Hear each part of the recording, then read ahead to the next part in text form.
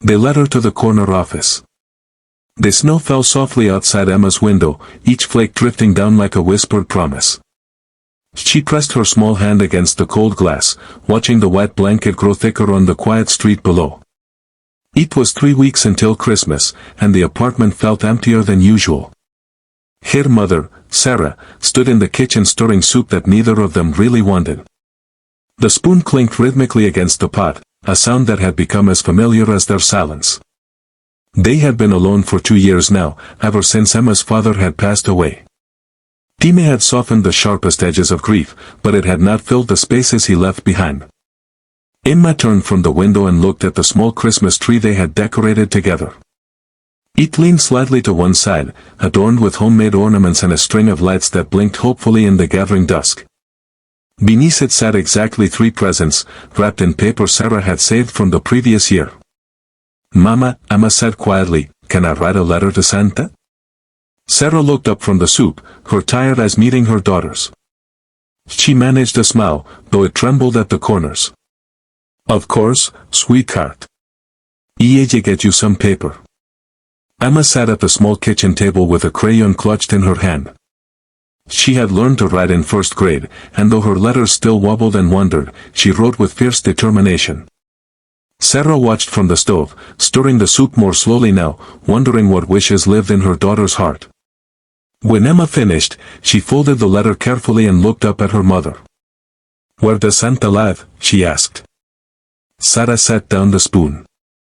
"Well, the North Pole, of course. But where does he work when he's here?" Emma's brow furrowed with the seriousness of someone solving an important problem. "There's a big building on Maple Street with a sign that says, Corner Office. Maybe that's where he stays when he visits."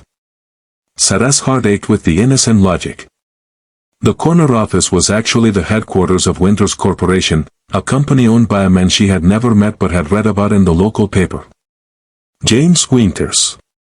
A widower himself, she had learned. A man who had lost his wife 3 years ago and had thrown himself into his work ever since. "I don't think," Sarah began, but stopped. "What harm could it do?" "Sure, honey. We can mail it there." The next morning, Emma insisted on walking past the building on their way to the library. She held the envelope tightly, and when they reached the tall glass doors, she darted forward and slipped it through the mail slot before Sarah could stop her. "To Santa at the corner office," Emma announced proudly. Sarah pulled her daughter close, wrapping her scarf tighter against the wind. She did not tell Emma that Santa wouldn't receive that letter. She did not explain that it would probably be thrown away by some assistant or secretary who processed the daily mail. Instead, she held her daughter's hand and walked home through the falling snow. 3 days passed. The letter sat on the desk of James Winters, delivered by his assistant who thought it might amuse him, or perhaps touch whatever was left of his heart. The envelope was addressed in crayon, "Sent at the corner office, please help." James stared at it for a long time before opening it. His office was silent except for the distant hum of heating vents.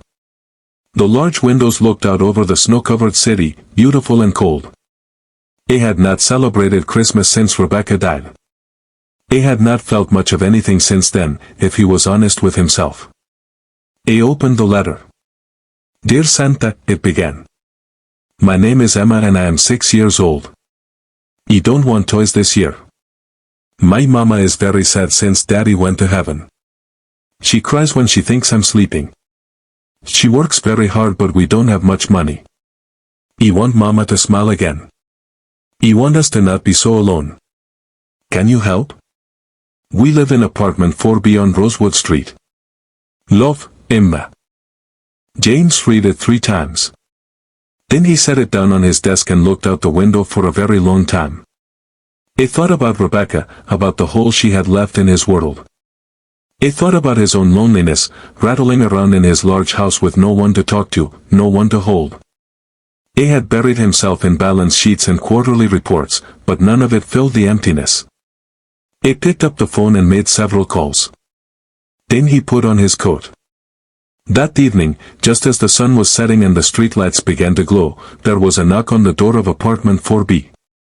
Sarah was helping Emma with her homework, and they both looked up at the unexpected sound. Sarah opened the door to find a man in a dark coat standing in the hallway, holding a large box wrapped in red paper with a golden bow. Snow dusted his shoulders, and his breath made small clouds in the cold air. "I'm sorry to disturb you," he said, and his voice was gentle. "Are you Emma's mother?" Sarah nodded slowly, confused. Emma appeared beside her, peeking around her mother's legs. "I'm James Winters," he continued. "I received a letter addressed to Santa at my office." It was from Emma. Sarah's face flushed. "Oh my goodness, I'm so sorry." She thought she didn't understand. "Please," James interrupted softly. "Don't apologize." He held out the box. "May I come in?" Used for a moment. They stood in the doorway, and Sarah held Emma close. Something in the man's eyes made her step aside. There was sadness there, and kindness, and something else she couldn't quite name. James set the box down and knelt to Emma's level. "You wrote a very special letter," he said. "It reminded me of something important. Something I had forgotten." "Are you Santa?" Emma whispered. He smiled, and it was the first real smile he had felt in years. "No. But I think maybe we're both wishing for the same thing." He looked up at Sarah. "I lost someone too. My wife. I know what it's like to feel alone, even in a room full of people." Sarah's eyes filled with tears. James stood. "The box has some things for Christmas. But I was wondering." He paused, suddenly uncertain. He was wondering if maybe, sometime, we could have coffee. Or dinner. Not as strangers. Just as two people who understand what it's like. And maybe Emma would like to see the toy shop I passed on the way here. They have a train set in the window. Emma's face lit up, and she looked at her mother with hope shining in her eyes. Sarah wiped her tears and found herself smiling. Really smiling, for the first time in a very long time. "I think we'd like that," she said quietly. Outside, the snow continued to fall, covering the city in white. But inside apartment 4B, something warmer than any fire began to glow. It was not magic, exactly. It was something more real than that. It was the possibility of healing.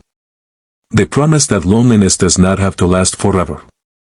They hope that sometimes, when you send your wishes into the world, someone hears them. And sometimes, just sometimes, they knock on your door.